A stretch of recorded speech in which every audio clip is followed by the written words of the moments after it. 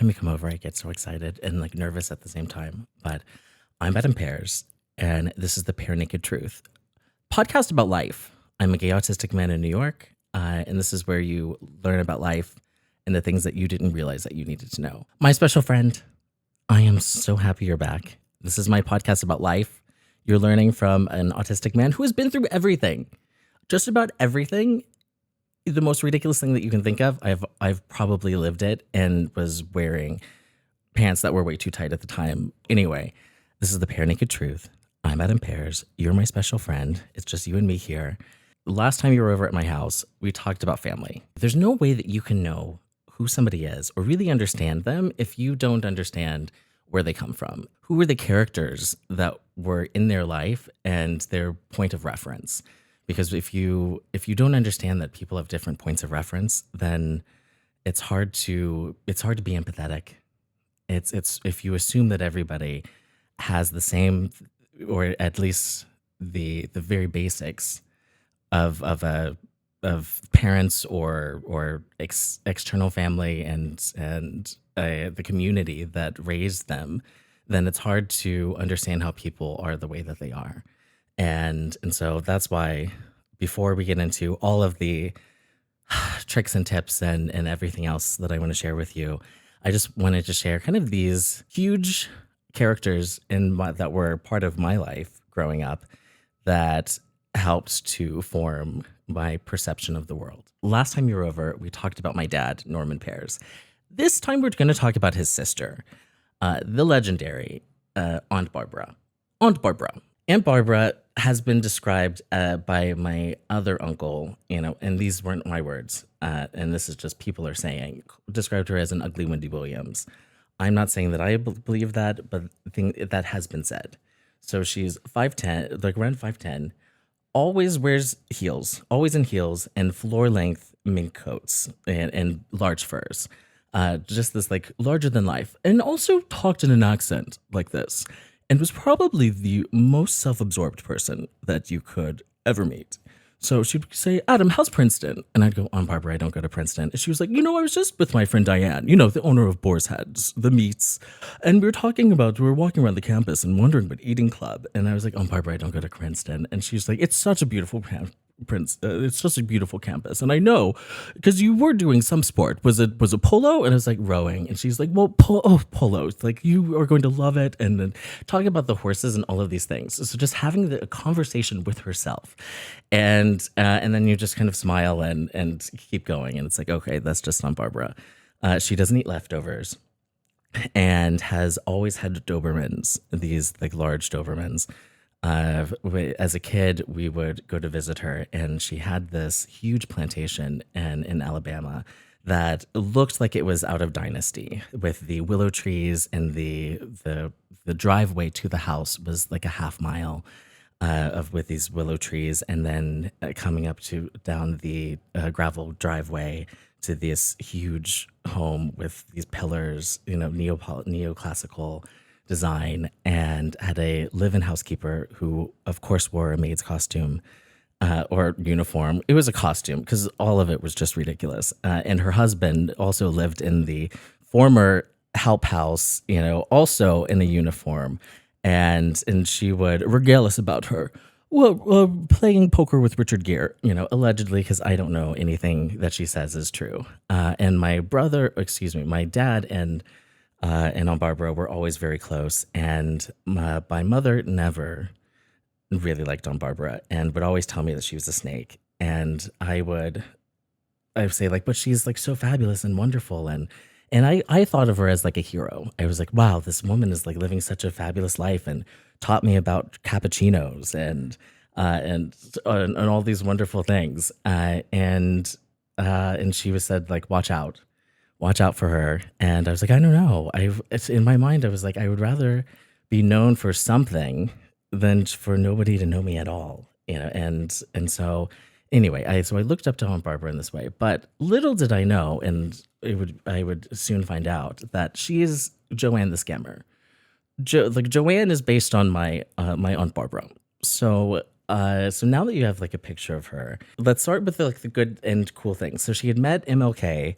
She was part of the civil rights movement in the 60s. And I told you about my dad being part of the first round of forced integration in Alabama. My aunt had worked because she's older than he is, and had worked in the civil rights movement. And there were these pictures that I saw of her with the Million Man March, and I was always just so impressed. Her husband was this like big attorney in DC, and they always seemed like people that I looked up to.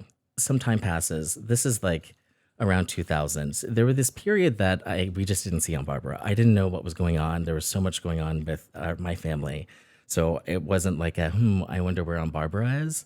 It was my dad had heart attacks. My parents were divorcing. We were moving.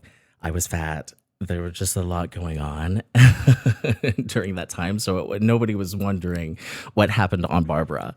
And it wasn't until I got a phone call to the house when we were living in Virginia, and it said, "Would you like to accept a collect call from something in like correctional facility in Jacksonville, Florida?" And I was like, "We don't know anybody in prison," and hung up the phone. And then I told my mom that we had gotten this like strange message, and she said, "Ask your father about that." And I was like, that doesn't make any sense. Why would Daddy know anything about that? And that's when he told us that my Aunt Barbara was currently incarcerated. I like looked it up, and that's when I found this article. And you could get not just an article, a transcript from 60 Minutes in 1991. Meredith Vieira is running after my aunt, and they're describing it like what she's wearing. That she's wearing these furs, running out to her Mercedes while they're asking her questions about this person who had died in a clinic that she had run. And then that's when I found out. So in the 90s, there were two clinics that did late term abortions. There was Dr. Tiller in Kansas that did. And let me before I even talk about this, and this is where it gets a little tough, because I talked to her later in life and asked her about that, and she was saying how rightly that there was no access for women at that time in abortion and the right to choose and all of these things.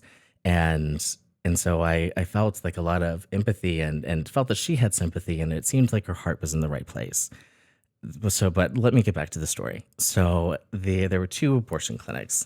One in Dr. Tiller in Kansas, who was a doctor, and did these when women really needed them. And not saying that my aunt just wasn't doing it when they needed it, but he was a doctor. My aunt was not a doctor, and according to Meredith Vieira, had credentials saying that she went to Berkeley, and they checked, and she did not go to Berkeley. And according to court testimony, had walked around with a stethoscope when she was not a medical professional. Well, I heard that she allegedly is a nurse, but again, that's not a doctor from Berkeley. And then it was debated whether or not she was doing procedures. So these are the two things. So she owned the clinic. There were doctors there. She was presenting herself alleged from testimony as being a doctor, and somebody died. And so that was the scandal. So now let me talk you. This is the week that I spent with Aunt Barbara. There's going to be a hold on for a second, because there's some context that you need to know going into this week with Aunt Barbara. And I'm not going to get into that full story, because that's a whole different thing. But for reasons that we won't get into right now, there was a arrest warrant out for me in Washington State.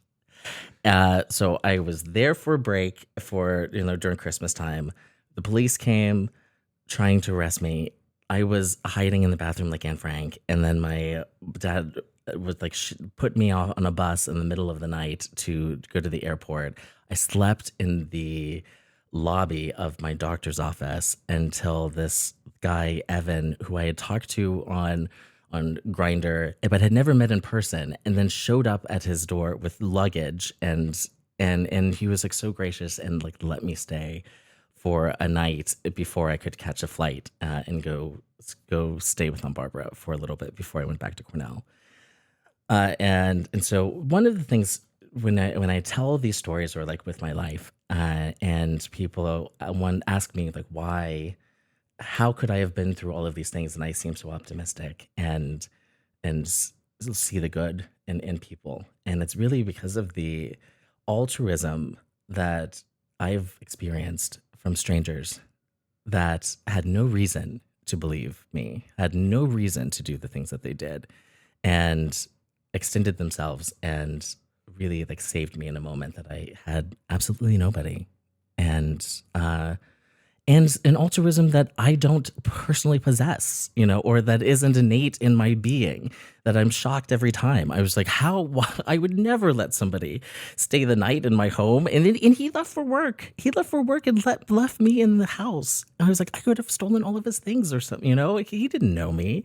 And anyway, so back to this. So now I'm in Florida. So Winter Park, Florida, with my Aunt Barbara.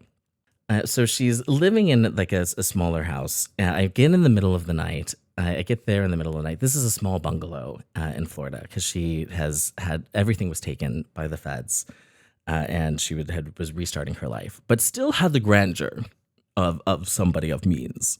And people have asked me about this accent that Barbara has. I'm not quite sure what happens, because she was American, and again, she is from Alabama. But I think when you possess a certain amount of wealth, that this is just an accent that comes with it. So I get there in the middle of the night, and I go to the kitchen to like get something to eat, and there's rotisserie chicken and rice, and I'm like, great, I'll just like make a little rice bowl. And then she comes in and she's like, oh, what are you doing? That's Captain's food. And I'm like, Captain? She had this albino Doberman Pinscher. This that she treated like a baby and would cry, and only would eat rice and rotisserie chicken that she would get from the store, and then sometimes she'd be like, oh, she'd put it down like, oh, Captain wants butter, because the dog will pretend like he's not going to eat, so she'll add butter to the rice, and so this is the kind of thing that was going on there. But one of the things that she taught me, even through this, was the power of perception. And the way that you present yourself, it will give you a lot of leeway in this world. If sometimes when you shouldn't get it. So I got to see like her friends and her way of extending her support for me, because my dad was against me being gay and had a huge thing against it. And Aunt Barbara and I hadn't talked about me being gay, but then introduced me to gay people in her orbit that week. So I had needed health insurance at a point, and my dad, who I was telling him, why are you signing over rights, like parental rights, to Aunt Barbara? Because at the time I told you that I had tried to unalive myself before, and that I was doing a lot of stuff. So she was taking out life insurance policies in my name, and then yes, and it changed the chain of inheritance. If something were to happen, it would no longer be my dad that would have power of attorney. It would be Aunt Barbara, But I did need health insurance, so I did need it. But then also when I was there, so nobody knows I'm in Florida. Nobody knows. No one knows I'm there. I answer the door because I'm there, and she had gone to work, and open the door, and they go, hi, is Adam Pears there? And I go, he's not. May I take a message? Like, why are you asking? Like, oh, this is the Direct TV. We're here to like set up the cable or the TV that you had ordered. And I was like, oh, okay. And let them in the house. I was like, okay, does that mean that the cable's in my name? Like, why? What's going on? This is a foreshadowing of years of her opening accounts and in businesses or like rentals using my social security number to open accounts and steal my identity and make all of these things. So this is what was happening while she was being so gracious and like allowing me in her home, when I needed her. Okay, so while I'm there, so there's a banging on the door, And she looks out the window and then she goes, "Oh, Adam, can you go to I have just a little business that I have to take care of. Can you go to the room so while I handle this?" And she opens the door and this man goes, "What the fuck, Barbara?" And she's like, "Oh, please, there was this a big misunderstanding." She's like, "You're suing me?" And it's her landlord, and he's like, "You haven't paid rent in 3 months and now you're suing me because the heat." She's like, "Well, it was a little chilly. It was a little chilly so mind you, it's Florida. It is 75 degrees in January right now.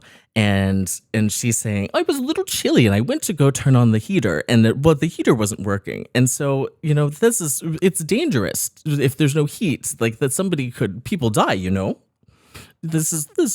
And he's like, "You did, yeah, how can you do this? I have like bills to pay." She's like, "Please, this is a big misunderstanding. I sent the check."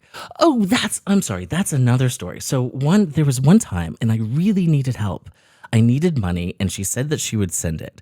And she's like, "It's in the mail." So I get this envelope. The envelope has been ripped open and sealed back. And then there's a receipt for a money order in the envelope. And then I go, "On Barbara, like what happened?" And she goes, "Oh no, it must have been stolen in the mail." And I go like, "Well, you can cancel it." And she's like, "Oh no, I wrote it to cash and I didn't put your name on it."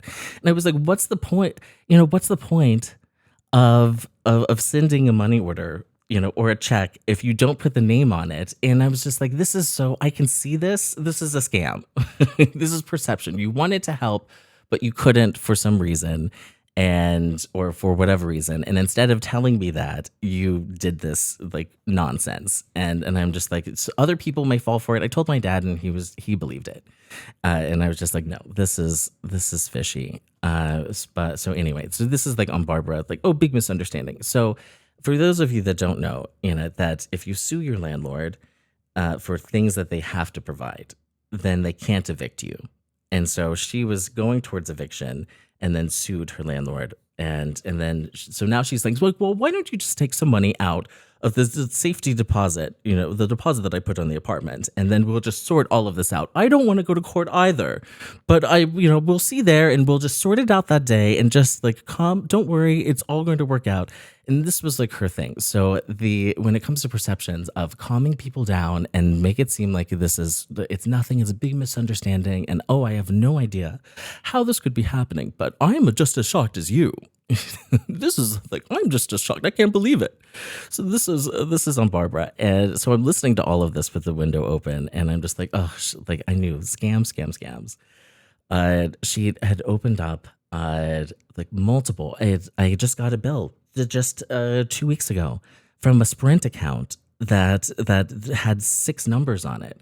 And I was like, why? Who needs like six numbers? And then it dawned on me. It's like, oh, one could use that if you have these phone numbers that you're listing for references or anything else, like that. But why on earth would somebody need 6 lines?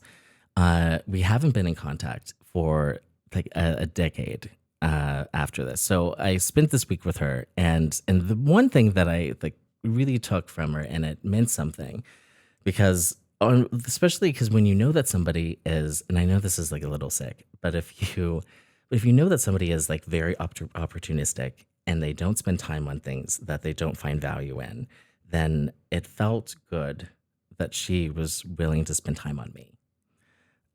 For on Barbara to say that I was beautiful and that this is something that she liked to show off, with around town to people, that as something of value. When you don't get that kind of validation from anybody else, then it just feels extra special, and then when you see these people treating you badly, then it's easy to overlook it or make excuses or say, I guess it's a net positive overall. And so when she first saw me, and when it had been years, she was like, "Adam, you're gorgeous." And I was like, "Thank you, Aunt Barbara." I remember it today, this day, I was like glowing. And then I was telling her a little bit about this like guy who was terrible at the time, German number 1. And I was like telling her a little bit about it. And then we were in the car, and she goes, "Adam, you're a class act and don't let anybody treat you otherwise." And I was like, you know what? Thank you, Aunt Barbara. I'm gonna take that with me, and I do, and I think about that like probably every day. And I'm like, you know what? I'm a class act. Don't let anybody treat me otherwise. Uh, but she called me high maintenance, and it was funny because I was like, I don't think I'm high maintenance. This lady, no, I told you about the no leftovers, no paper towels either. So that she was telling me about this date she went on, and the man asked for a paper towel. She's like, "Oh, what are you trying to do? Clean the kitchen? Here's a cloth napkin." She ate hot dogs on China, and then he left and said, "I think I need somebody a little bit like more like me." And she's like, "Isn't that ridiculous? Who's breaking up with people over hot dogs on China?" And like a follow up point about perception, and kind of we saw on Barbara where she's a big misunderstanding and maybe putting on airs has a bad connotation, for rightly so. But in my own life, there have been times where I have had to use that to seem like things are put together when they're not. That's the only way to get an opportunity for yourself, when you, especially if you aren't white, that you use the things that you have, use the social capital and tricks and tips and learnings that you have from all of the things that you've been through in life to position yourself in a way that sets you up to hopefully win tomorrow. And that's something that I've done all of the times that I've had to start over and do an interview somewhere. Where there was an interview, we'll talk about it like another day, where I had just gotten out of the hospital. I had just gotten out of the hospital, hadn't slept, had collapsed veins from the IVs, and had to go like find a job at the mall, and needed to zhuzh myself up. So it's going to Sephora and putting like a light beat that keep people can't clock, and putting on a cardigan to cover the tracks. It wasn't from drugs, but just from the bruises, and put on a smile and sell it. That's something that I learned from on Barbara. And so even though she's done a lot of things, I missed the like biggest point. She didn't invite me to my dad's funeral. Like that was the thing. That was why we saw. Yes, she didn't invite me to my dad's funeral, and he only had 2 kids, and then came back later, like 3. Oh, wait, see, this is the meat of it. I was like, what was the story about Aunt Barbara? Not inviting me to my dad's funeral. That was why. So dad dies. She doesn't invite me or my brother. And it's one thing if like it was the gay thing that's a reason why like she would do that, but nothing, and wasn't picking up my calls. I'm calling her, she's not responding. I'm texting, no response. My stepmother at the time was like unconsolable because they had no friends. They just had each other, and she just could not operate. So Aunt Barbara, took over everything. Don't worry, darling. I'll handle everything. I'm sure she did. And so my brother at this time was just like hard. It was so hard to see him go through that. But anyway, so nothing from Aunt Barbara. Don't hear anything. 3 years later, now I'm like in San Francisco. I get a random text at work, and it's Aunt Barbara pops up, and she was calling my phone, and she starts off going, it's like, "Hi, darling. It's like, how are you? So you're going to get a call from Sprint, and they're going to ask you to authorize the account. They're going to ask you to authorize an account because my husband," this is a new, like, I didn't know she was married because her husband before that had died like years ago. So didn't know. Now she was living in Topeka or something like that. Again, didn't know. She's like, "But my husband has Alzheimer's, and his daughter is claiming that I'm using a social security number that I'm not supposed to be using," and so she's just causing this like big ruckus like over at Sprint, and I just need you to call them and tell them that you've authorized it and everything's okay, and that's when I like laid into her. And I was like, "Look, listen, you aren't even a good con artist. Like a good con artist knows that you at least need to keep a relationship with a mark. Like that's this whole idea. You didn't invite me to my dad's funeral, And then you're going to come here and like ask me to authorize an account that I did not authorize, that I've asked you to stop using my social. And she's like, well, I needed to establish that you were, my dependent, and I'm just like, this is like 12 years later. I have insurance. There's no reason. Stop it. Stop that. And didn't you do that with the cable and the lights and the water? Like, how many accounts did you need to establish? And I'm like, I'm not playing these reindeer games with you. And then she writes back and she goes like, well, I didn't know that you would have cared to to attend my father's funeral. And I was like, or my brother. And then she comes back and she goes, look, we've both done things, we've both done things. And I think that the good thing is because we're family and we can move on from that. I did not move on from that and said, best toodles. And that's it. So anyway, we can put a point on Barbara, and I'm sure more stories when you come over will come up. But now you know who the character is. I don't know if you've seen it. The Paris is burning, and there's La Beja, where she's like, touch the skin, touch all of the skin, darling. And that reminds me like a little bit of Aunt Barbara. So the thing is like, touch the skin, touch all of the skin. You can't take it. You're just an overgrown orangutan. And I was like, how do you have beautiful, because my skin is like so soft. And it's like one of like the biggest flexes when somebody touches your skin and it's just like, oh, you're so soft and smooth. And I'm like, thank you. I didn't realize how to properly moisturize. And I am black, until I was over at this man's house. And this is like a few years ago, and realized that I wasn't doing it properly. That I was like just putting on the lotion, and he's just like, or like oil. So I would get out of the shower, and then I would maybe put the oil on and then towel off. And he was saying, oh, you just put it on your skin? Like you should be mixing it and like putting it in. And he looked at me like I was crazy when he saw me doing it. And this man was like this beautiful, like ebony, looked like he was carved out of stone, and like his body. And I was like, and his skin was so soft. And I was like, okay, well, maybe I need to take some tips. So I'm having their 3 products today. Oh, and just to remind you, so this is when I said that I was having like a bad week, like everybody in my life right now is like on me. They're like, what are you doing with your life? Do we need to put you in an insane asylum or like intervention, like 5150 Britney Spears? Do you need a conservatorship because you were just in your house talking about this podcast that you haven't released, spending all of this money? Maybe somebody needs to get in. I'm like, you guys, calm down. This is going to work. So scamlikely.com, and I have all of the products, and this is how you support the show. So this isn't a sponsor. This is one friend to another, giving you the tips that I use in my everyday life. So now let's get back to how to moisturize your body. Step 1, you start with a moisturizer that has no scents. And you want to try your best to like not use a lot of fragrances, because especially if you have any sort of scents that you put on later, like colognes, etc. You don't want them mixing together, because then you'll just smell like a whorehouse.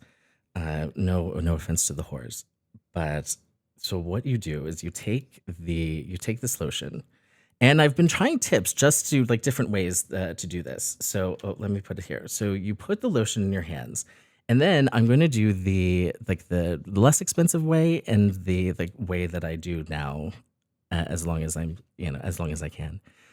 So you can use baby oil is like one way. And again, people are like, oh my God, it'll make you break out. It does not, it won't make you break out.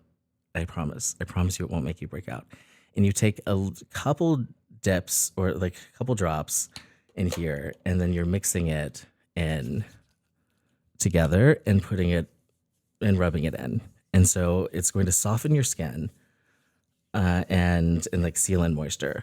I don't use the baby oil anymore because I've really tried to go more natural. And so I have this Aesop, and so you do the same thing.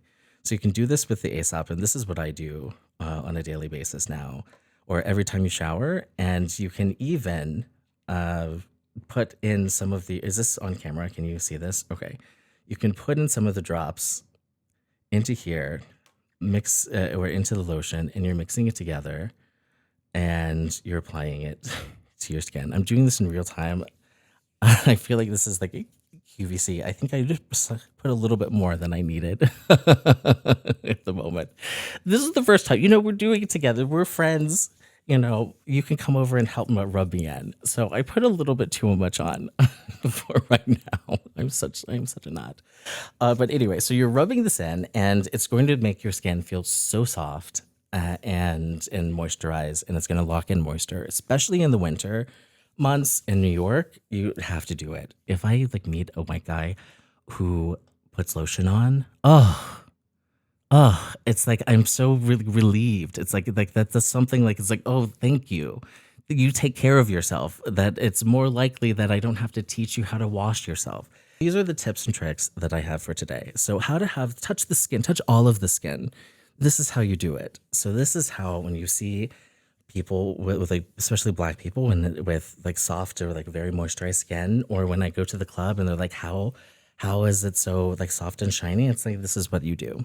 So this is the Aesop Breathless, and it's a jojoba seed oil. Love it. Can't live without it. Cetaphil, Cetaphil moisturizing cream.